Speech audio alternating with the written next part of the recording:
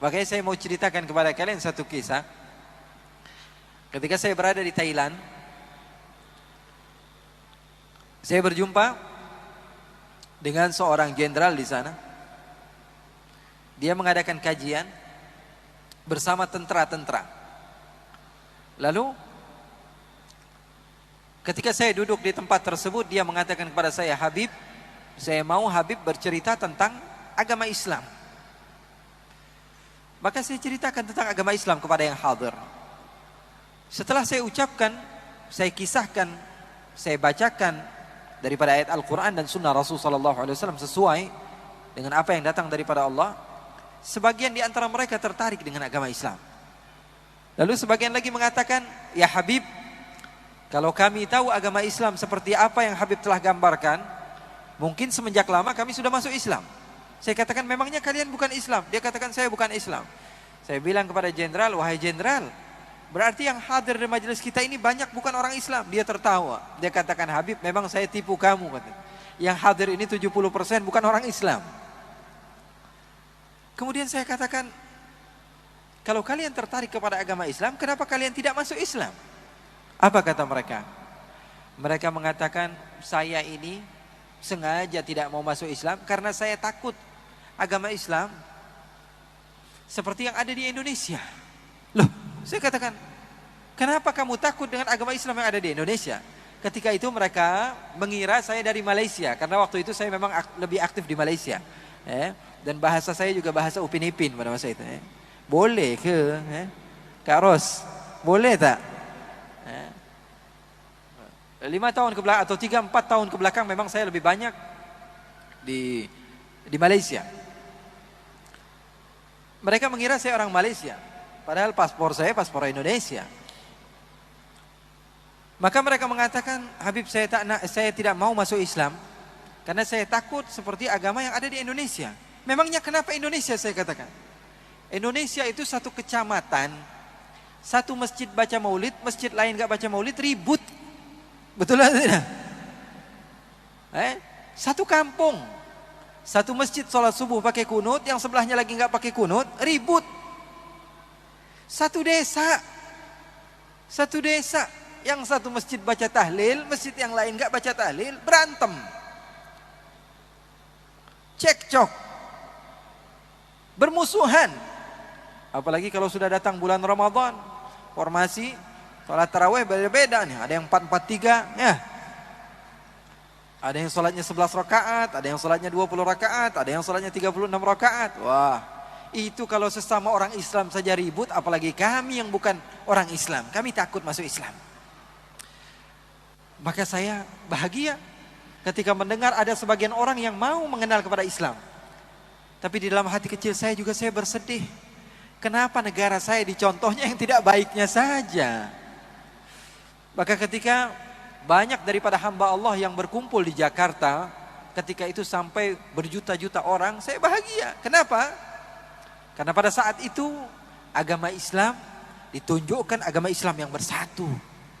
Agama Islam dilihat oleh masyarakat luar bahwa sesungguhnya mereka benar-benar bersatu. Oleh karena itu, persatuan tidak akan pernah digapai kalau tidak ada cinta. Betul atau tidak? Balik-baliknya lagi kepada cinta. Begitulah para ulama, mereka mencontoh Rasulullah SAW di dalam berdakwah penuh dengan cinta. Saya punya guru bercerita bahwa suatu saat dia pernah ikut kepada gurunya. Gurunya bernama Al-Habib Abdul Qadir bin Ahmad As-Saqqaf. Namanya Habib Abdul Qadir. Habib Abdul Qadir ini ulama besar, tinggalnya di Jeddah di Saudi Arabia. Suatu waktu beliau berdakwah di satu tempat bersama guru saya tersebut.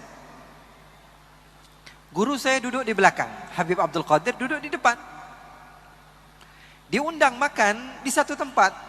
Orang yang muhibbin, pecinta kepada ulama, mengundang mereka untuk datang ke rumahnya.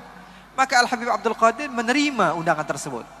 Dengarkan kisah ini, kisah menarik. Kisah yang menunjukkan kepada kita bagaimana para ulama di dalam berdakwah di jalan Allah. Maka ketika Al-Habib Abdul Qadir bin Ahmad diundang ke tempat tersebut, beliau datang. menerima undangan tersebut. Beliau tidak pilih-pilih, yang ini orang kaya, yang ini orang miskin, yang ini orangnya beruang, yang ini tidak beruang, ya. Nggak lihat-lihat, yang ini beruang atau bukan beruang, nggak dilihat. Maka beliau datang. Beliau menghampiri rumah tersebut, dibukakan oleh sahibul bait. Beliau turun, beliau makan, beliau memberikan tausiah di tempat tersebut, membacakan ayat Al-Quran, membacakan hadis-hadis baginda Rasulullah SAW. Selepas makan siang tersebut, beliau pun izin pulang. Habib Abdul Qadir izin pulang. Guru saya ikut di belakang, pegangkan tasnya Habib Abdul Qadir. Maka setelah pulang, Habib Abdul Qadir diantar ke mobilnya. Guru saya lebih dahulu duduk di belakang bersama salah satu temannya dan supir.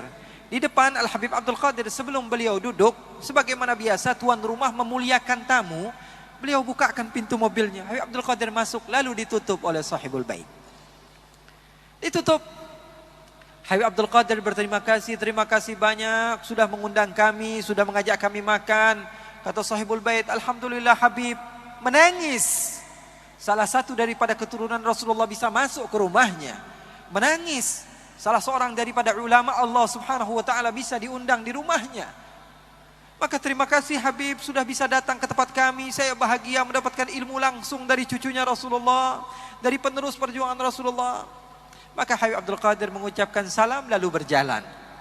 Setelah beberapa kilo, guru saya bercerita, setelah beberapa kilo dari perjalanan tersebut, Habib Abdul Qadir bertanya kepada guru saya, wahai Ali, kira-kira kalau kita berhenti di sini, sahibul bait masih ngelihat apa enggak?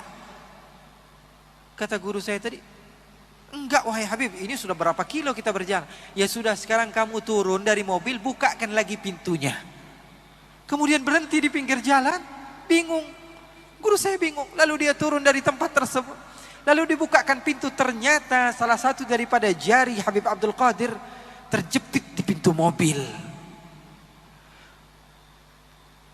Banyak darah di pintu tersebut. Lalu menangis guru saya, mengatakan, Habib, kenapa kamu tidak bilang dari awal? Kalau tangan kamu terjepit, apa jawaban indah dari seorang pecinta di dalam berdakwah?